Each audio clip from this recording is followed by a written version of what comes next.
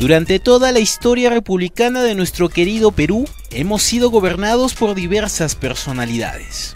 Es así que desde 1821 hasta la actualidad, el sillón presidencial fue ocupado por decenas de militares, políticos gastados y algunos intelectuales connotados.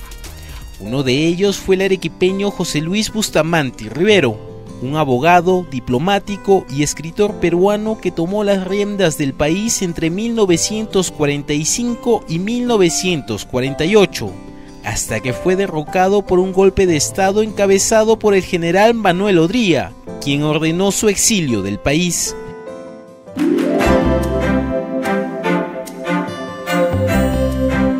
La historia de nuestro distinguido paisano comienza en esta casona ubicada en la intersección de las calles San José y Jerusalén, en pleno centro histórico de Arequipa, donde José Luis nació el 15 de enero de 1894, un lugar que ahora alberga algunas tiendas comerciales.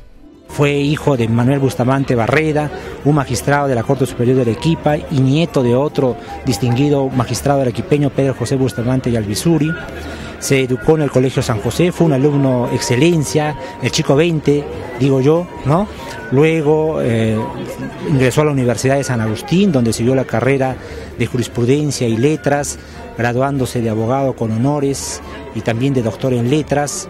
Enseñó en el Colegio Seminario de San Jerónimo y también en la Universidad Nacional de San Agustín, fue profesor de la Cátedra de Derecho Civil. Pero cuando el gobierno de Augusto B. Leguía intervino a la Universidad Nacional de San Agustín, abandonó las aulas y se unió a la Junta Revolucionaria de Luis Sánchez Cerro, que se formó en nuestra ciudad. Y tras derrocar al presidente Leguía, desempeñó papeles diplomáticos en Uruguay y Bolivia, hasta que en 1945, luego del primer gobierno de Manuel Prado y Ugarteche, fue elegido como presidente de la República, proclamando la soberanía y jurisdicción del Perú sobre las 200 millas de mar territorial. Pero evidentemente él sí tenía un ideario político, ¿no? Sino que un poco que rechazaba todo lo que estuviera relacionado al poder y al ejercicio del poder mismo.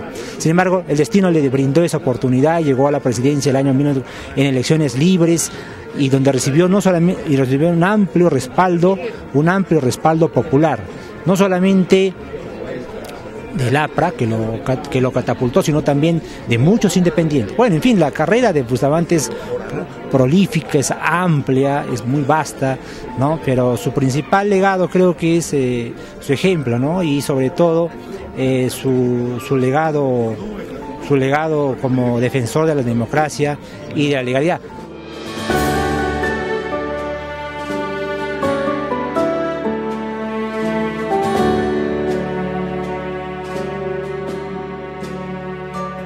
Y es precisamente este cuantioso legado el que se encontrará al alcance de todos los arequipeños, luego que la Universidad Católica San Pablo recibiera hoy 291 cajas conteniendo más de 2.000 documentos, entre escritos, libros y fotografías, además de la correspondencia del expresidente, que permitirá conocer 70 años de la vida personal de nuestro ilustre paisano. Documentos de su vida pública que pasan desde su trayectoria como embajador del Perú en Bolivia y en Uruguay, como también con su candidatura por el Frente Democrático Nacional en el año 1945 y su acceso a la presidencia de la República. Los documentos y escritos como presidente de la República están también formando parte de este archivo de biblioteca. Y luego de ello los escritos y documentos del exilio y los mensajes que desde el exilio envió al Perú. También se encuentra lo que el doctor Bustamante Rivero pudo elaborar como miembro y presidente de la Corte Internacional de Justicia de la Haya, y finalmente el trabajo que le cupo desarrollar como senador vitalicio en la calidad de expresidente constitucional de la República hacia los últimos días de su vida. Como lo recuerdan sus nietos, quienes fueron los encargados de entregar el cuantioso archivo documentario, a pesar de contar con una vida política muy activa, su abuelo reservaba tiempo para su familia y la religión. Era profundamente creyente y todo lo demás era consecuencia o accidente de este sello cristiano que él tenía. Y tenía un gran amor, un inmenso amor por su mujer, por María Jesús. Tenía una simbiosis, un amor entrañable con ella. Pero además tenía muchos ideales, pues sus descendientes cuentan que sobre el escritorio de su abuelo permanecía siempre una pequeña figura de Don Quijote de la Mancha. Él era muy realista, yo diría, muy realista, pero con principios de mucho vuelo. Y como le decía, él luchaba por la justicia, luchaba por el derecho. Una de las cosas que recuerdo con más gratitud de don José Luis Bustamante Rivero es esa facilidad que él tenía para tratar a todos de manera idéntica, sin importar las diferencias de edad, de posición económica y de antigüedad en su relación con él. Él trataba a todos con un respeto extraordinario. Y las veces en que acudía él a pedirle consejo, siempre estaba dispuesto a darlo, y a darlo con toda amplitud. Es por estos valores que nuestro paisano es considerado un héroe civil. Porque en este país nuestro, los héroes generalmente son militares. Y no es que yo niegue que los militares sean héroes, todo lo contrario. Pero no son los únicos héroes. Hay ciudadanos que cumplen con todas las características de la heroicidad.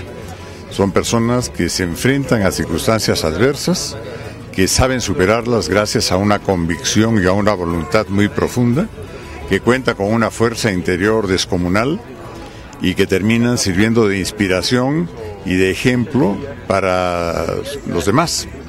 En el caso del doctor Bustamante Rivero, su ejemplo fue de tal importancia que tiene que trascender su tiempo, tiene que pasar de generación en generación. Los documentos que recibió hoy la Universidad Católica San Pablo serán catalogados y expuestos en agosto próximo, por lo que Arequipa contará con dos importantes bibliotecas, la que se inauguró hace unos meses con los libros del Premio Nobel de Literatura Mario Vargas Llosa, y ahora la compuesta por los volúmenes que pertenecieron al expresidente de la República y ex integrante de la Corte Internacional de La Haya, José Luis Bustamante Rivero. Algo que los arequipeños realmente debemos celebrar.